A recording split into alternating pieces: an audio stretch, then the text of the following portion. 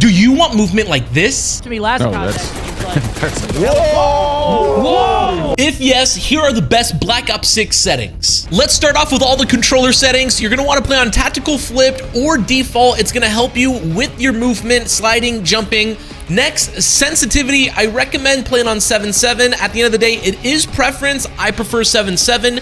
Now, simplified controls, low motor strain. If you guys are not used to the Omni movement, or if this is your first time playing, I would recommend having this on. However, other than that, I highly recommend you guys learning all of the mechanics on your own because it gives you more control. You put in the input that you want, and you're not gonna run into any mistakes like mantling over a wall by accident or dolphin diving by accident. Me personally, I prefer shooting with L1 R1 instead of L2 R2, so I have that on. Controller vibration, turn that off. Trigger effect, turn that off. And then dead zone inputs, bring the left stick minimum down to 0. Left stick max is 99. If you're a close range player, maybe you want to try out 75, but me personally, I prefer 99. Right stick minimum, I have it on 4. I have a little bit of stick drift. If you have more stick drift, just bump this up. Right stick max 99, left trigger, right trigger 0. Now in the aiming tab, make sure target aim assist is on, motion sensor behavior is off, and then go to aim advanced settings. All right, now in the aiming tab, I highly recommend clicking on aiming advanced settings and making sure your aim response curve type is set to dynamic. That is the typical setting most people play on, especially from the last game. You could then also go to custom sensitivity per zoom and bring down low zoom down to 0.9. All this does is it allows you to aim in, and it's slower when you look left and right compared to your normal sensitivity. Let's switch over to movement. Sprint assist, I recommend off. Mantle assist, off. Crouch assist, off. Again, if this is your first time playing, maybe you could try it out to see if it helps you, but I think it's better for you to learn this like riding a bike and input the mechanics yourself. Automatic airborne mantle partial. Slide/dive behavior is gonna be on hybrid. Now the trick to playing hybrid is your left stick, when you click it in once and you're running, once you press your slide button, you're gonna slide.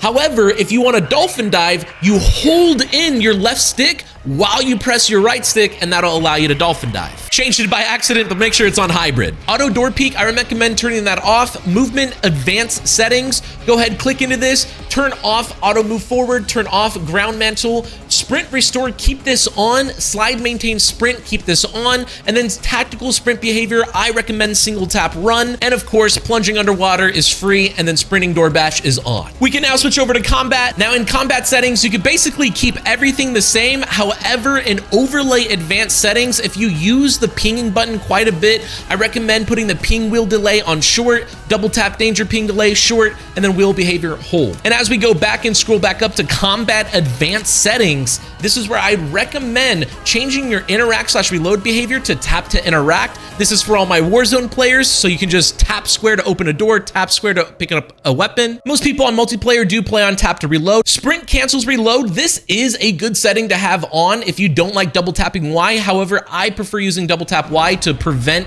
me from reloading. And then everything else is the same. All right, let's go ahead and scroll down to graphic settings now. Graphic settings, you can import your MW3 settings and pretty much everything stays the same. The only thing that may be different is just make sure you have VSync gameplay and VSync menu off. Custom frame rate limit, I personally only get about 200 FPS, so I keep it at 200 FPS. As we scroll over to quality, I highly recommend keeping dynamic resolution off, change your upscaling to Fidelity FX Cast, bring that setting up to 100, bring your RAM scale target up to 90, and then as we scroll down, with all of these settings, I recommend playing on low or just turn off the setting. Texture resolution, I do play on normal because I like my game to look a little decent, but other than that, everything else, I care about getting performance. I care about the more FPS, more aim assist, so I turn off all of these. On-demand texture streaming, you can just put that to minimal and have it at 32. And as we scroll down, same thing, all low settings, turn off, turn off, turn off, turn off, turn off, turn off. And in the view tab, go ahead, motion reduction is turned off. Field of view is preference at the end of the day. It's up to you. I prefer 103. ADS field of view, affected, weapon field of view, wide, vehicle field of view, wide, world motion blur off, weapon motion blur off, and first person camera movement set to 50%. Make sure you change these 3 settings. There really isn't anything different in audio settings. However, I do recommend everyone to make sure effects volume is set to 100 and then bring down the other values just so you can listen to the footsteps a little bit better. As we go to interface, this is where there's some secret settings that are gonna help you guys a ton. So once again, unless you want a tutorial and some tips, I recommend just turning all of this off.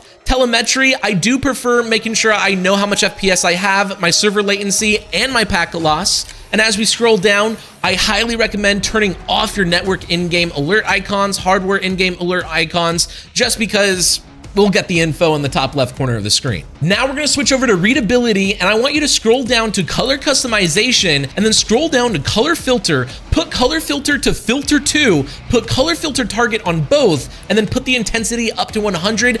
All these colors are gonna be popping so much more. Last but not least, but my favorite settings is the gameplay HUD. We have HUD presets, and I highly recommend playing on magnified. It makes your minimap so much bigger. It's gonna be easier to obtain information. Now, I do wanna point out that if you are right eye dominant and you're not left eye dominant, you could play on inverted, which puts your minimap on the right corner of the screen. So if you're right eye dominant, you can thank me later. As we scroll down to HUD bounds, make sure you put HUD bounds as low as possible. And then minimap shape, go ahead and put this on square. I think it's glitch and it goes back to round, but for the most part, you want to stay on square. Minimap rotation on. And then pretty much every other setting is fine as is. Please let me know if you guys have any questions or are interested in coaching. Other than that, enjoy the Black Ops 6 beta and catch me live on YouTube.